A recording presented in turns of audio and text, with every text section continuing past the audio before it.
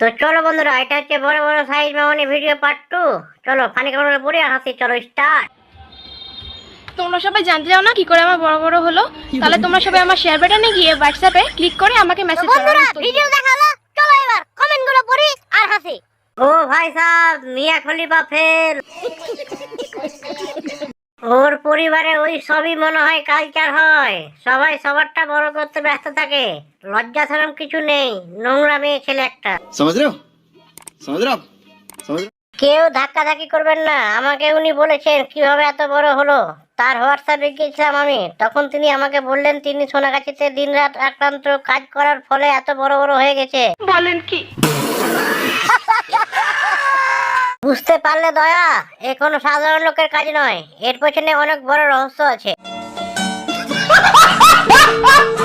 জাপানি তেল লাগিয়েছিলে নাকি এত বড় হয়ে গেল?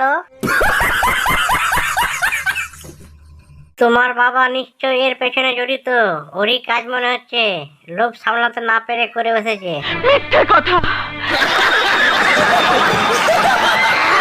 যারা যারা এর বড় করার কাজটি করেছেন তাদেরকে আমার আন্তরিক অভিনন্দন। নিঃসন্দেহে তুই ঠিক কথা বলেছিস। খুলে দেখালে ভালো হতো। शाबाश बेटा, बहुत बढ़िया। লেখাপড়া করে মানুষ হও মা।